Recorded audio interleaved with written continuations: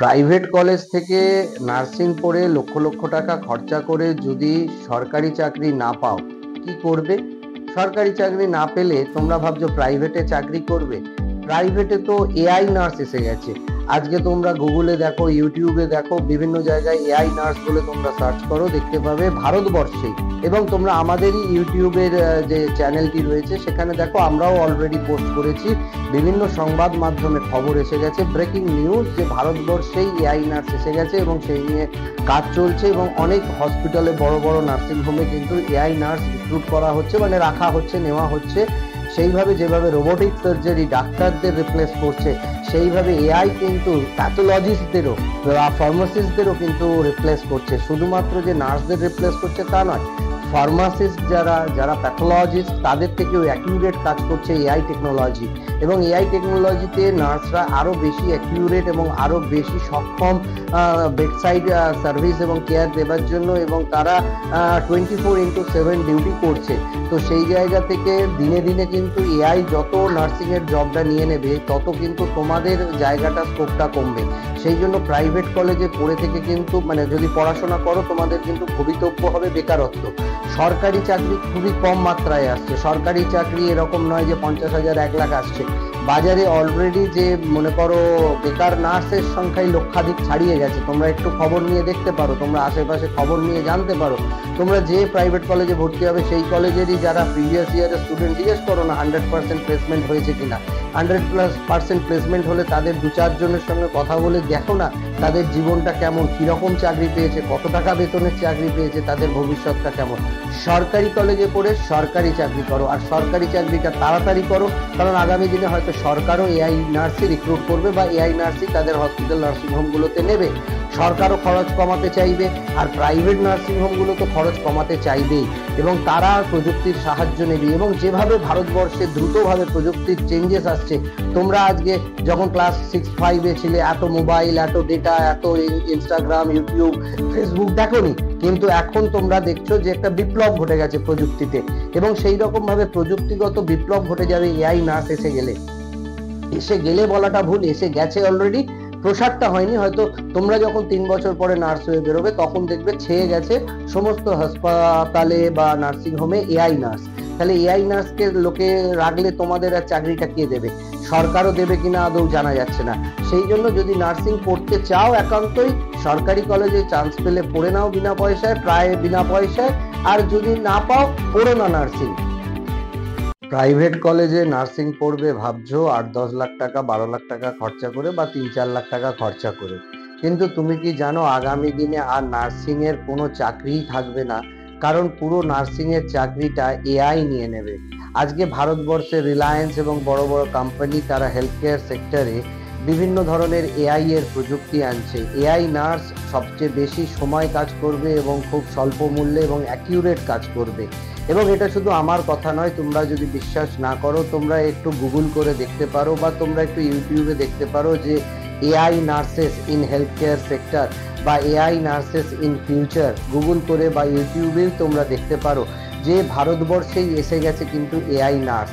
যেভাবে প্রযুক্তি দ্রুতগতিতে এগোচ্ছে, সে জায়গায় এআই নার্স কিন্তু আগামী দিনে তোমাদেরকে রিপ্লেস করবে।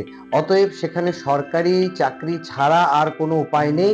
প্রাইভেট কোনো হসপিটাল বা নার্সিং হোমে আগামী 5 বছরে, অর্থাৎ তোমরা যদি এখন নার্সিং কলেজে ভর্তি হও, যে 3-4 বছর পরে তোমরা বেরোবে পাস করে, সেখানে তোমরা দেখতে পাবে বেরিয়ে কাজের জগতে তোমাদের জায়গায় রিপ্লেস হয়েছে এআই নার্স। অতএব এআই নার্স হয়ে যাবার পরে কিন্তু তোমরা 8-10 লাখ টাকাও তোমরা তুলতে পারবে না বাজার থেকে। আর সরকারি চাকরি যদি না পাও, তাহলে কিন্তু তোমাদের আর কোনো ভবিষ্যৎ রইল না। সেই জন্য তোমরা গুগল করে, ইউটিউব করে দেখে নিতে পারো, শুধু আমার কথা বিশ্বাস করতে হবে না।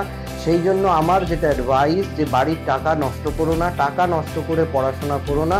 মেধার ভিত্তিতে যদি সরকারি কলেজে চান্স পাও তো পাও, পড়ো।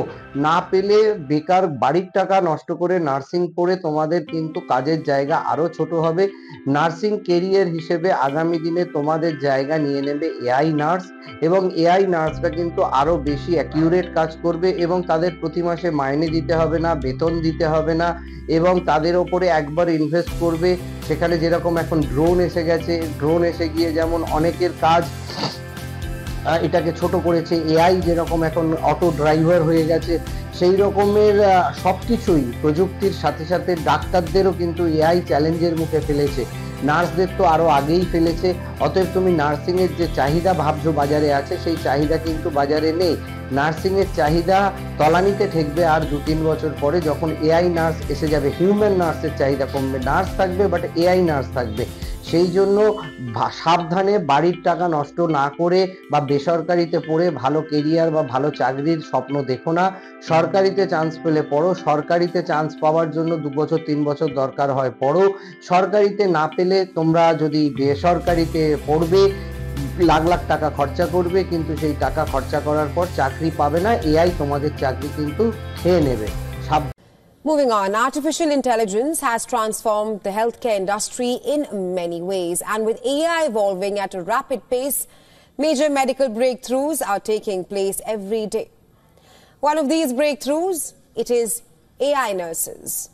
The next time you're due for a medical exam, chances are you might get a call from an AI nurse and fail to recognize that the voice on the other end is not human.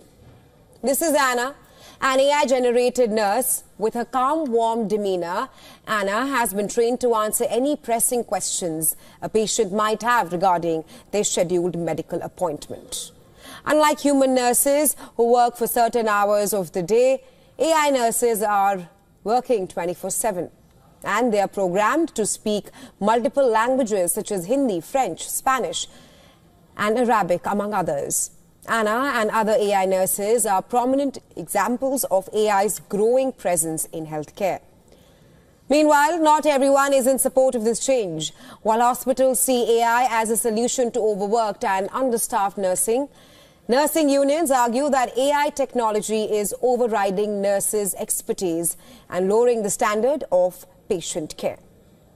Moreover, some worry that AI in hospitals could trigger a flood of false alarms, sometimes misinterpreting routine bodily functions like a patient's bowel movement as critical emergencies.